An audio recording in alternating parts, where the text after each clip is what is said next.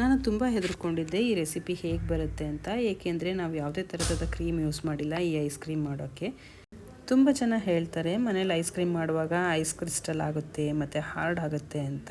ಯಾಕಂದರೆ ನಾವಿಲ್ಲಿ ಯಾವುದೇ ಥರದ ಕ್ರೀಮ್ ಯೂಸ್ ಮಾಡಿಲ್ಲ ಹಾಗೂ ಕಾರ್ನ್ಫ್ಲೋರ್ ಮತ್ತು ಕಸ್ಟರ್ಡ್ ಪೌಡರ್ ಕೂಡ ಯೂಸ್ ಮಾಡಿಲ್ಲ.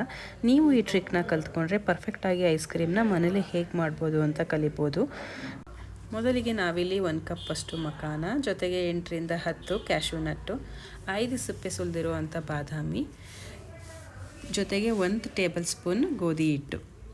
ಹೌದು, ನಾವು ಇಲ್ಲಿ ಗೋಧಿ ಹಿಟ್ಟನ್ನ ಬಳಸ್ತಾ ಇದ್ದೀವಿ. ಇದರಿಂದ ಯಾವುದೇ ಥರ ಫ್ಲೇವರ್ ಚೇಂಜ್ ಆಗೋಲ್ಲ. ಇದು ಫುಲ್ ಕ್ರೀಮಿಯಾಗಿ ಬರುತ್ತೆ. ಅರ್ಧ ಕಪ್ನಷ್ಟು ಸಕ್ಕರೆ. ನಿಮಗಿನ್ನೂ ಸ್ವೀಟ್ನೆಸ್ ಬೇಕು ಅಂದರೆ ನೀವು ಇನ್ನೂ ಕೂಡ ಸ್ವಲ್ಪ ಜಾಸ್ತಿ ಹಾಕೋಬೋದು. ಒಂದು 8ರಿಂದ 10 ಎಳೆಯಷ್ಟು ಕಾಶ್ಮೀರಿ ಕೇಸರಿ ಹಾಕೋಬೇಕು. ಇದನ್ನೆಲ್ಲ ಒಂದು ಮಿಕ್ಸಿ ಜಾರ್ಗೆ ಹಾಕ್ಕೊಂಡು ಫೈನ್ ಪೌಡರ್ ಮಾಡ್ಕೋಬೇಕು. ಫೈನ್ ಪೌಡರ್ ಆದಷ್ಟು ಐಸ್ ಕ್ರೀಮ್ದು ಟೆಕ್ಸ್ಚರ್ ತುಂಬ ಚೆನ್ನಾಗಿ ಬರುತ್ತೆ. ಆದ್ದರಿಂದ ನೀವು ಫೈನ್ ಪೌಡರಾಗೆ ಮಾಡ್ಕೊಬೇಕು. ಈಗ ನಾವು ಈ ಪೌಡರ್ಗೆ 1.5 ಕಪ್ಪಷ್ಟು ಹಾಲು ಹಾಕ್ಕೋತಾ ಇದ್ದೀವಿ. ಹಾಲು ಮುಂಚೆನೇ ಬಾಯ್ಲ್ ಆಗಿ ತಣ್ಣಗಾಗಿದೆ. ಈಗ ನಾವು ನಿಧಾನಕ್ಕೆ ಮಿಕ್ಸ್ಚರ್ನ ಮಿಕ್ಸ್ ಮಾಡ್ತಾ ಬರಬೇಕು. ಒಂದು ಚೂರು ಗಂಟಿರಬಾರ್ದು. ಈಗ ಇದಕ್ಕೆ ಒಂದು ಅರ್ಧ ಸ್ಪೂನ್ನಷ್ಟು ಏಲಕ್ಕಿ ಪುಡಿ ಹಾಕೋಬೇಕು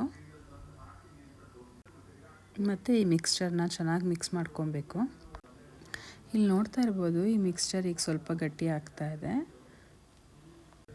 ಚೆನ್ನಾಗೆಲ್ಲ ಮಿಕ್ಸ್ ಆದಮೇಲೆ ಒಂದು 10 ನಿಮಿಷ ರೆಸ್ಟ್ ಮಾಡೋಕ್ಕೆ ಬಿಡಬೇಕು. ಆಗಿನ್ನ ಚೆನ್ನಾಗಿ ಗಟ್ಟಿ ಆಗುತ್ತೆ.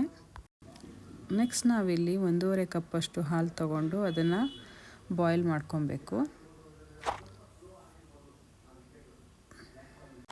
ಹಾಲು ಕಾದ್ಮೇಲೆ ಅದನ್ನು ಲೋ ಫ್ಲೇಮ್ಗೆ ಇಟ್ಕೊಂಡು ಮುಂಚೆನೇ ಮಾಡಿಟ್ಟಿರುವಂಥ ಮಿಕ್ಸ್ಚರ್ನ ನಿಧಾನಕ್ಕೆ ಸೇರಿಸ್ಕೊಳ್ತಾ ಬರಬೇಕು. ಇದನ್ನು ತಿರುಗಿಸ್ಕೊತಾನೆ ಇರಬೇಕು, ಕೈ ಬಿಡಬಾರ್ದು, ಇಲ್ಲಾಂದರೆ ತಳ ಹಿಡಿಯುತ್ತೆ, ಗಟ್ಟಿ ಆಗುತ್ತೆ.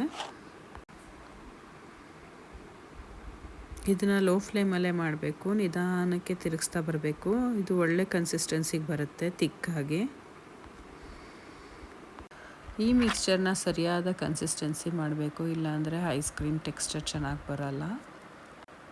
ನೀವಿಲ್ಲಿ ನೋಡ್ತಾ ಇರ್ಬೋದು, ಇದು ಆಲ್ರೆಡಿ ಟೆಕ್ಸ್ಚರ್ ಗಟ್ಟಿ ಆಗ್ತಾ ಬರ್ತಾ ಇದೆ. 1 ಸ್ಪೂನಷ್ಟು ಕಟ್ ಮಾಡ್ಕೊಂಡಿರೋ ಪಿಸ್ತಾ ಹಾಕೋತಾ ಇದ್ದೀವಿ. ಇದು ಮಧ್ಯ ಬೈಟ್ಸಿಗೆ ಸಿಗುತ್ತೆ ಅಂತ ಹೇಳಿ. ನೋಡಿ, ಪರ್ಫೆಕ್ಟ್ ಕನ್ಸಿಸ್ಟೆನ್ಸಿಗೆ ಬಂದಿದೆ. ಈಗ ಅದು ಸ್ವಲ್ಪ ತಣ್ಣಗಾದ್ಮೇಲೆ ಈ ಥರ ಕುಲ್ಫಿ ಮೌಲ್ಡಿಗೆ ಹಾಕೋಬೇಕು. ಮನೆಯಲ್ಲಿ ಕುಲ್ಫಿ ಮೌಲ್ಡ್ ಇದ್ದರೆ ಯೂಸ್ ಮಾಡ್ಬೋದು. ಕುಲ್ಫಿ ಮೌಲ್ಡ್ ಇಲ್ಲ ಅಂದರೆ ಸ್ಮಾಲ್ ಕಪ್ನು ಕೂಡ ಯೂಸ್ ಮಾಡ್ಬೋದು.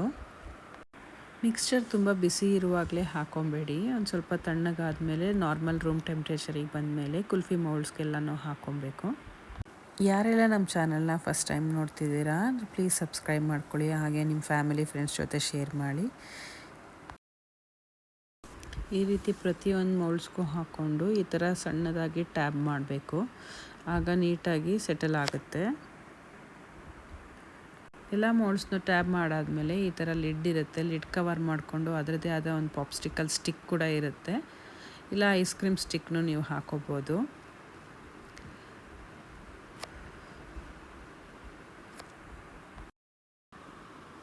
ಈ ಥರ ಸ್ಟಿಕ್ಸ್ನೆಲ್ಲ ಹಾಕೊಂಡ್ಮೇಲೆ ಇದನ್ನು ಫ್ರೀಸ್ ಮಾಡಬೇಕು. ಇದು ಫ್ರೀಸರ್ನಲ್ಲಿ 8 ಅವರ್ಸ್ಗಿಂತ ಜಾಸ್ತಿ ಫ್ರೀಸ್ ಮಾಡಬೇಕು. ಇಲ್ಲ ಒಂದು ನೈಟೆಲ್ಲ ಫುಲ್ ಇಟ್ಟರೆ ನೆಕ್ಸ್ಟ್ ಡೇ ನಾವು ಯೂಸ್ ಮಾಡೋಕ್ಕೆ ಚೆನ್ನಾಗಿರುತ್ತೆ. ಈಗ ಇದು ಚೆನ್ನಾಗಿ ಫ್ರೀಸ್ ಆಗಿದೆ. ನಾವೀಗ ಇದನ್ನು ಡಿಮೋಲ್ಡ್ ಮಾಡೋಣ. ಡಿಮೋಲ್ಡ್ ಮಾಡೋಕ್ಕೆ ತುಂಬ ಕಷ್ಟ ಆಗ್ತಿದೆ ಅಂದರೆ 1 ಕಪ್ಪಲ್ಲಿ ನೀರು ತೊಗೊಂಡು ಅದಕ್ಕೆ ಡಿಪ್ ಮಾಡಿದ್ರೆ ಈಸಿಯಾಗಿ ಬರುತ್ತೆ. 5 to 10 ಮಿನಿಟ್ಸ್ ಒಂದು ನಾರ್ಮಲ್ ಟೆಂಪ್ರೇಚರಲ್ಲಿ ಇಟ್ಟರೆ ಈಸಿಯಾಗಿ ನಾವು ಡಿಮೋಲ್ಡ್ ಮಾಡ್ಬೋದು. ಈಗ ರೆಡಿಯಾಗಿರೋ ಕುಲ್ಫಿಗೆ ಚಾಪ್ ಮಾಡ್ಕೊಂಡಿರೋ ಪಿಸ್ತಾ ಮತ್ತು ಕೇಸರಿನ ಹಾಕ್ಕೊಂಡು ಗಾರ್ನಿಷ್ ಮಾಡ್ಕೊಳ್ಳೋಣ. ಟೇಸ್ಟ್ ಅಂತೂ ತುಂಬಾ ಚೆನ್ನಾಗಿ ಬಂದಿತ್ತು. ಹಾಗೆ ಐಸ್ ಕ್ರೀಮ್ ಟೆಕ್ಸ್ಚರು ಅಷ್ಟೇ, ನೀವೇ ನೋಡ್ಬೋದು ಎಷ್ಟು ಚೆನ್ನಾಗಿ ಬಂದಿದೆ ಅಂತ. ಬೇಸಿಗೆ ಕಾಲದಲ್ಲಿ ಎಲ್ಲರೂ ಐಸ್ ಕ್ರೀಮ್ ತಿನ್ನೋಕ್ಕೆ ಇಷ್ಟಪಡ್ತಾರೆ. ಹೊರಗಡೆ ಸಿಗೋ ಅನ್ಹೆಲ್ದಿ ಐಸ್ ಕ್ರೀಮ್ಸ್ಗಿನ್ನ ಈ ರೀತಿ ಮನೇಲೇ ಮಾಡಿಕೊಡಿ. ಟೇಸ್ಟು ಚೆನ್ನಾಗಿರುತ್ತೆ, ಹಾಗೆ ಹೆಲ್ತಿಗೂ ಕೂಡ ಒಳ್ಳೆಯದು. ಇನ್ನು ಈ ಥರ ರೆಸಿಪೀಸ್ಗೋಸ್ಕರ ನಮ್ಮ ಚಾನಲ್ನ ಸಬ್ಸ್ಕ್ರೈಬ್ ಮಾಡ್ಕೊಳ್ಳಿ. Thank you for watching.